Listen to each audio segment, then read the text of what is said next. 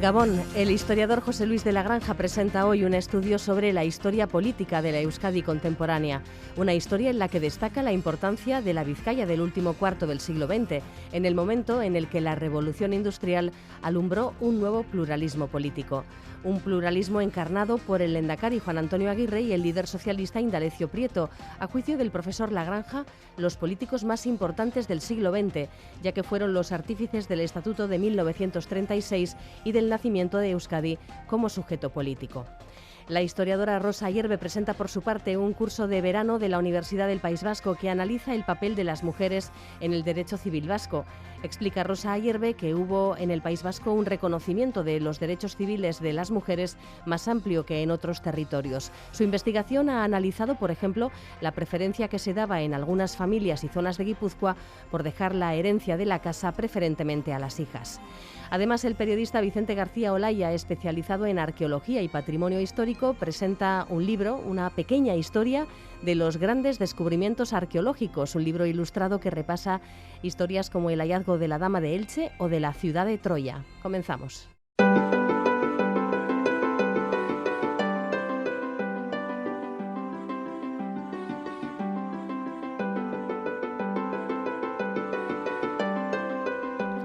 La historia es el único instrumento que puede abrir las puertas a un conocimiento del mundo de una manera, si no científica, por lo menos razonada. Hay que comprender el pasado para conocer el presente. La historia debe enseñarnos, en primer lugar, a leer un periódico.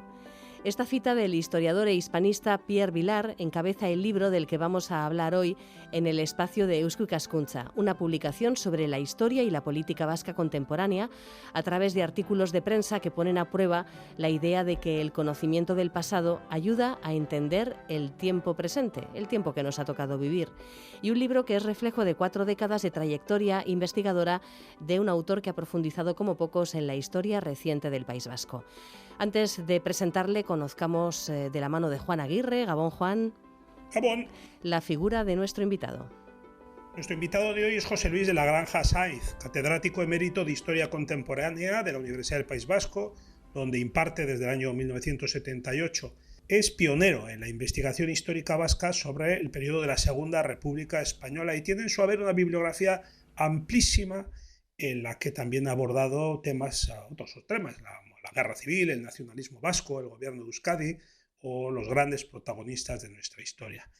Eva, al profesor de la Granja, lo hemos tenido en este espacio de la Sociedad de Estudios Vascos, sociedad de la que él es miembro, para hablar algunos de sus muchísimos libros anteriormente publicados. Y hoy lo hacemos, pues sí, como has anticipado, sobre uno que acaba de ver la luz, que lleva por título La Euskadi contemporánea, historia y política, que reúne 64 artículos de opinión publicados a lo largo de 3 décadas en aquello que Ortega y Gasset denominó la plazuela intelectual, que es el periódico.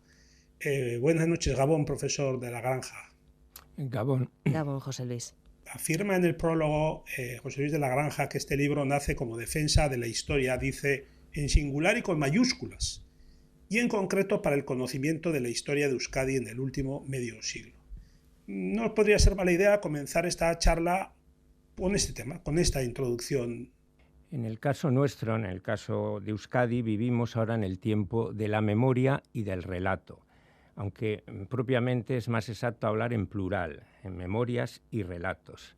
Lo que sucede es que hay muchas memorias y relatos que son manipulaciones de la historia. Por eso, frente a ella, reivindico la historia escrita con mayúscula, en singular y hecha por historiadores profesionales. A diferencia de los años de la transición, cuando estaba en sus inicios la nueva historiografía vasca y abundaba lo que denominado la literatura histórica partidista o militante, hoy en día predomina la historiografía académica, que considero que es imprescindible para comprender y conocer la historia del tiempo presente. Y precisamente este, que es mi último libro y un poco como lo he considerado como colofón a mi carrera académica al jubilarme en septiembre pasado, aunque sigo vinculado a la Universidad del País Vasco como profesor emérito. Es un ejemplo este libro de divulgación de la historia, de la historia vasca, porque lo he hecho a través precisamente de la prensa. Os he dicho, es la recopilación de 64 artículos publicados en las últimas décadas en 8 periódicos distintos, la mayoría en El Correo y El Diario Vasco, el periódico municipal Bilbao y el diario El País. Para este libro pues los he revisado para que se puedan entender perfectamente hoy en día y los he ordenado por etapas históricas, algunas de las que más he trabajado, como es la República y la Guerra Civil, también la etapa actual, otros por su temática, referida al pluralismo vasco, a la historia del nacionalismo vasco, a los gobiernos vascos que se han sucedido desde el primero con el Lehendakari Aguirre en 1936 hasta nuestros días. Y por último, semblanzas tanto de políticos vascos del siglo XX sobre todo, como también de historiadores a los que me unió una relación no solo profesional, sino también de amistad. Creo que es una forma de difundir públicamente las aportaciones que ha hecho la historiografía vasca en el último medio siglo y, entre otras, pues mis propias investigaciones a lo largo de más de 40 años. Porque considero que una de las tareas de los historiadores tiene que ser la difusión de sus conocimientos en la sociedad en que viven. Y el buen conocimiento del pasado, más aún si este pasado es traumático, como es el caso vasco y también el caso español, es fundamental para todo el país que quiera ser libre, y nadie mejor que los historiadores profesionales para darlo a conocer con rigor.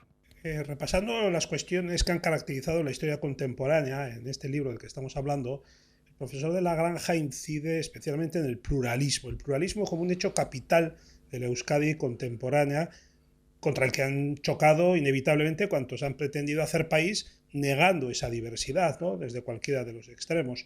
¿Dónde tiene su raíz histórica este pluralismo vasco? Bueno, al binomio del título del libro, pluralismo y nacionalidad, añadí el binomio, otro binomio, polarización y autonomía, y con esas ideas he tratado de explicar varias etapas de la Euskadi contemporánea, pero siempre partiendo, y ese es el origen del pluralismo vasco, de la Vizcaya de la revolución industrial en el último cuarto del siglo XIX. Es un hecho capital a todos los niveles económicos, sociales, políticos, religiosos, de mentalidades, etc. A partir de ahí va a cambiar totalmente el País Vasco. Bueno, primero Vizcaya y luego se va extendiendo a los otros territorios vascos, porque con la revolución industrial y como consecuencia de ella surgieron el primer socialismo de Facundo Pérez Agua y el primer nacionalismo de Sabino Arana. Y entonces el pluralismo dio lugar a lo que hemos llamado el triángulo político vasco, formado por las derechas monárquicas de la época, el nacionalismo emergente y las izquierdas republicano-socialistas. Ese triángulo nació en el Bilbao en torno a 1900, se extendió a Vizcaya en los años de 1917-23, de la crisis de la monarquía de la Restauración, y culminó en los años 30 en la Segunda República. Pero, como es bien sabido, quedó truncado por la Guerra Civil y la larga dictadura de Franco. Pero tras el final de la dictadura, ese pluralismo resurgió en la transición con viejas y nuevas fuerzas políticas. Las viejas, evidentemente, pues era el Partido Socialista y el Partido Nacionalista Vasco, y ese pluralismo ha subsistido hasta hoy sin que el terrorismo de ETA consiguiera terminar con ese pluralismo que ha estado representado, y luego hablaremos de ello, pues en las últimas décadas por la Euskadi autónoma del Estatuto de Gernika.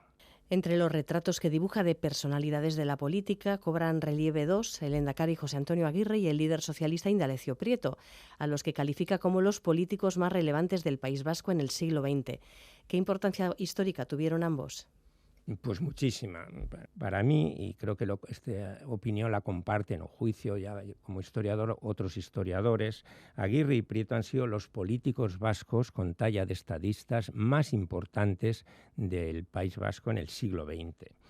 Yo los he denominado los padres fundadores de Euskadi, porque fueron los artífices, Prieto y Aguirre, los artífices del Estatuto de 1936, sin su acuerdo antes de la guerra, la primavera del 36, en las Cortes Republicanas, no hubiera habido estatuto ni gobierno vasco en la guerra civil y, por tanto, no hubiera nacido institucionalmente, es decir, como sujeto jurídico y político, Euskadi.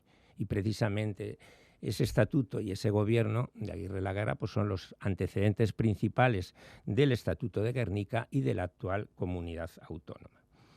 Aguirre y Prieto encarnaron y lideraron el pluralismo vasco durante 3 décadas. Hay que tener en cuenta que Prieto era bastante mayor que Aguirre, era de una generación anterior, o sea que él había empezado 20 años antes que Aguirre su vida política. Pero desde 1931, al llegar la República, y que Aguirre es elegido alcalde Guecho y diputado con apenas 27 años, hasta la muerte de Aguirre en París en 1960, en esas 3 décadas, pues ellos encarnaron sobre todo el pluralismo vasco, y es significativo la evolución de sus relaciones. En la República fueron enemigos, incluso al principio en el 31 enemigos acérrimos. Después eso cambia ya del 36 y son aliados en la guerra civil. Volvieron a serlo también después de la Segunda Guerra Mundial. Pero luego en el exilio acabaron siendo amigos, y lo podemos decir con pruebas documentales, sobre todo con sus numerosas cartas a lo largo de ese dilatado exilio, los años 40 y 50, y también en la necrológica tan elogiosa que Indalecio Prieto hizo del lehendakari Aguirre a raíz de su muerte en 1960, en un artículo muy difundido que tituló José Antonio y su optimismo. Hay que decir también, y eso es menos conocido y lo aportamos en ese libro Vidas Cruzadas, que el sucesor de Aguirre, el lehendakari Lizaola, también hizo un elogio fúnebre ya cuando murió Prieto 2 años después, en su caso en México, en 1962. Pues bueno, si le parece vayamos con el Estatuto de Gernika, que en varios de los artículos recogidos en la Euskadi contemporánea se pone en valor como cimiento sobre el que se ha constituido Euskadi por primera vez como nacionalidad y como entidad jurídico-política. 45 años después de su aprobación, ¿en qué estado de salud podemos decir que se encuentra el Estatuto de Gernika? Yo, antes de hablar del Estatuto de Gernika y de su situación actual, voy a mencionar Gernika, porque es uno de los temas que a lo largo del libro y de mis obras pues he estudiado y he analizado. Gernika es un lugar de memoria y símbolo positivo. Hay otros símbolos que no son positivos o que son controvertidos entre distintas fuerzas políticas y sociales. No, Gernika prácticamente se puede decir que ha sido históricamente y en la actualidad aceptado por todos, porque Gernika es la encarnación por excelencia de los fueros vascos. No es un símbolo solo de Vizcaya, es un símbolo de todo el País Vasco, de toda Euskal Herria y de sus fueros. Además, Gernika es el himno de Iparraguirre, Gernika-ko Arbola, lo mismo asumido, cantados por todos de derechas, de izquierda, nacionalistas, socialistas. Prieto cantaba el Gernika-ko Arbola. Además, Gernika fue el lugar donde se constituyó el primer gobierno vasco de Aguirre, y Gernika fue también en 1979 el lugar donde se aprobó el estatuto actual. Un símbolo y un lugar de memoria del País Vasco importantísimo. Pero además Gernika, desde la guerra civil, es un símbolo universal contra la guerra y el fascismo, gracias en gran medida al cuadro de Picasso, como que es uno de los mayores iconos del siglo XX. Por tanto, Gernika significa la foralidad y la autonomía existente en Euskadi, que nació allí, el 7 de octubre del 36, con el primer gobierno vasco de la historia, y que se ha construido como nacionalidad en la España de las autonomías desde 1979 hasta hoy. Es decir, son ya más de 45 años de vigencia. El Estatuto de Gernika ha sobrevivido a ETA, es importante remarcarlo, la organización que desde su aprobación del Estatuto intentó aniquilarlo con la violencia, ha desaparecido hace años. El Estatuto de Gernika, al que se declaró muerto en el año 97, nada menos, pues sigue vivo, sigue vigente. Aunque es cierto que faltan todavía competencias para completarlo, que debe transferir el Estado español a la Comunidad Autónoma Vasca. Sobre el estado de salud, hoy día yo me remito a otros más especialistas que yo en este tema, porque precisamente en mi universidad, uno de los cursos de verano de la UPV-HU, a finales de este mes, que se va a celebrar, y van a debatir ese tema, el estado de salud del Estatuto, políticos y juristas importantes. El título del curso es, con interrogante, ¿hay espacio para un autogobierno mejor en Euskadi? Por mi parte, como historiador, resalto que el Estatuto de Gernika fue fruto del consenso entre las principales o la mayoría de las fuerzas políticas vascas en la transición, que lo elaboraron en poco más de 2 años, del año 77 al año 79, en que fue aprobado en referéndum el 25 de octubre de 1979 por el 90% de los votantes vascos. Es el estatuto, de todos los estatutos de las Españas autonomías, es el estatuto que tuvo mayor respaldo popular. Y esto no es fácil de alcanzar, ni ese nivel de consenso, ni esa votación en la actualidad. Y la prueba es que, a pesar de ser uno de sus objetivos, desde que formó gobierno el lehendakari Urkullu, a lo largo de las 3 legislaturas en que ha sido lehendakari, no se ha conseguido aprobar la sustitución del Estatuto de Gernika por un nuevo estatuto. Y termino precisamente con el título del epílogo del libro, que es una frase de Indalecio Prieto en 1931. El Estatuto Vasco tiene que ser una obra de concordia y transigencia. Bueno, pues este consejo que dio Prieto Aguirre en un momento en que estaban totalmente enfrentados por el Estatuto de Estella en 1931, pero que sirvió para aprobar el Estatuto del 36 por ambos, y también, concordia y transigencia, el Estatuto de Gernika en el 79, considero que continúa siendo válido para que pronto, si es posible en esta legislatura, se apruebe el tercer Estatuto Vasco de Autonomía. Ya nos ha anticipado antes que en demasiadas ocasiones la historia se ha utilizado al servicio de ideologías, de intereses partidistas, de mitos también, muchas veces al servicio de mitos. ¿En qué medida esto todavía, bueno, ya nos ha dicho que no es lo que fue, pero bueno, se sigue practicando esta mistificación histórica y cuáles son sus consecuencias sobre todo? Bueno, es cierto que todos los países recurrieron, antes o después, a mitos y leyendas, bien de la antigüedad o del medievo, y para crear una historia nacional, en especial a partir del romanticismo del siglo XIX.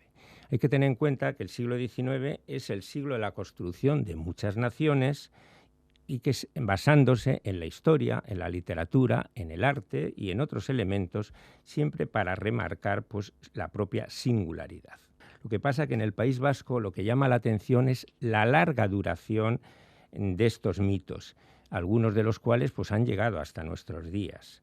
En este sentido, pues, uno que puede ser el patriarca, digamos, en el mejor sentido de la palabra, de la nueva historiografía vasca, como fue Julio Caro Baroja, ya en su obra clásica Los Vascos, de los años 40 del siglo pasado, pero muchas veces reeditada, escribió que desde Lope García de Salazar, que fue el primer historiador de Vizcaya en el siglo XV, hasta Valparda, Gregorio Valparda, político monárquico de hace un siglo, casi no ha habido un historiador vasco-español que no escribiera ad probandum. Esto decía Caro Baroja hace tiempo, es decir, que no escribiera para probar una tesis preconcebida.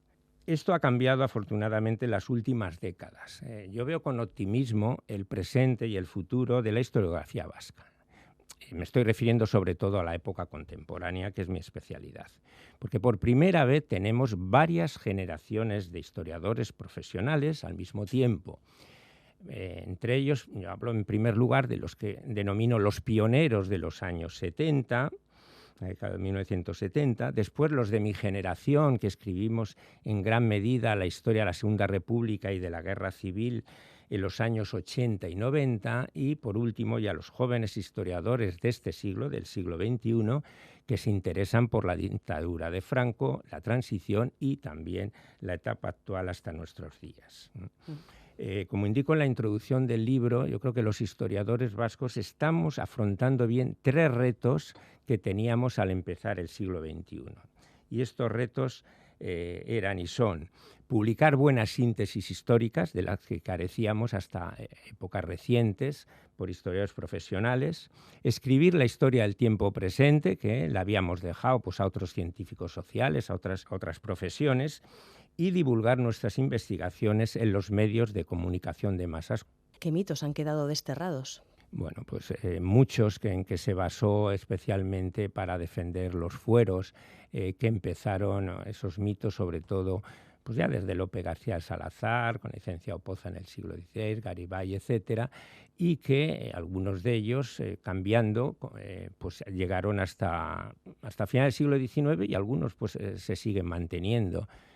Por ejemplo, como que los vascos tenían una religión precristiana antes de Cristo, sobre su origen, el origen de la lengua vasca, que algunos consideran que fue la lengua del paraíso. Túbal como nieto de Noé, como primer poblador del País Vasco, lo mismo en el caso de, también algunos de esos mitos eran compartidos por la historia de España también. Todo eso que van a ser sobre todo mitos fueristas que a lo largo del XVI, XVII, XVIII entran en crisis ya en el XIX, y cuando ya no se pueden defender por la historiografía, por la historia más de tipo positivista, pues acabaron en muchas leyendas románticas, como otros muchos países a mediados del siglo XIX. Incluso ya se inventan personajes que sustituyen a Túbal, como es el caso de Aitor, por el vasco francés José Agustín Chao, y todo eso llega hasta el joven Unamuno, el joven Sabino Arana, porque son sus lecturas, o Arturo Campión. Pero uno de ellos para Vizcaya, que tuvo mucha importancia para Sabino Arana, fue la batalla de Arrigorriaga o Padura, y Jaunzuría como primer señor de Vizcaya. Todo eso es una leyenda que se crea 5 siglos después de cuando se sitúa esa batalla y la figura de ese personaje en el siglo IX. Pero que llega, ya digo, a final del siglo XIX, pues se sigue habiendo leyendas y relatos sobre Arrigorriaga y sobre Jaunzuría. Incluso Antonio Trueba, el primo de Sabino Arana, Vicente Arana, le dedican relatos. Pero ya entonces el padre Lavairu, que sería el historiador positivista por excelencia, cronista de Vizcaya, en esos momentos a finales del siglo XIX, en su Historia General del Señorío de Vizcaya, de miles de páginas, pues ya refuta la existencia de esa batalla y de ese personaje. Lo que pasa que conforme van pasando los siglos se va reinterpretando. Y eso pues llega al primer nacionalismo vasco, a Sabino Arana, y así lo va a mantener. Bueno, pues vamos terminando, Juan, con el recordatorio del título de este libro que estamos presentando. La Euskadi contemporánea, historia y política, de José Luis de la Granja Sáinz. Lo edita Betagarri Liburuak, y como no podía ser menos, después de lo que nos acaba de explicar el profesor de la Granja, tiene como portada Guernica, el árbol de Guernica, con los lendakaris y herederos de los primeros lendakaris frente al árbol. Muchas gracias, José Luis, y a ti también, Juan. Buenas noches. Muy bien. Eskerrik asko, José Luis. Agur.